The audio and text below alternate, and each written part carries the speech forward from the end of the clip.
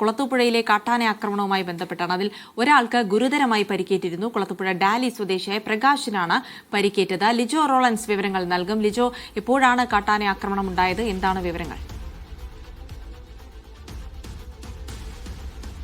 കഴിഞ്ഞ ദിവസം രാത്രി 11 മണി കഴിഞ്ഞ സമയത്തായിരുന്നു ഇത്തരത്തിൽ കാട്ടാന ആക്രമണം ഉണ്ടായത്. കുളത്തൂപ്പുഴ ഡാലിക്കരിക്കം സ്വദേശിയായിട്ടുള്ള പ്രകാശിനാണ് പരിക്കേറ്റിരിക്കുന്നത്. ആ ഒരു മേഖല എന്ന് പറയുന്നത് വന്യജീവികളുടെ ഒക്കെ ആക്രമണം കൂടുതലുള്ള ഒരു മേഖല തന്നെയാണ്. ആ ദൃശ്യങ്ങളുള്ളതുപോലെ ആ കാട്ടാന ഇപ്പോഴും സ്വൈര്യവിഹാരം നടത്തുകയാണ്. രാവിലെ പകർത്തിയ ദൃശ്യങ്ങളാണ് ഇപ്പോൾ നമ്മൾ കാണുകയും ചെയ്തുകൊണ്ടിരിക്കുന്നത്.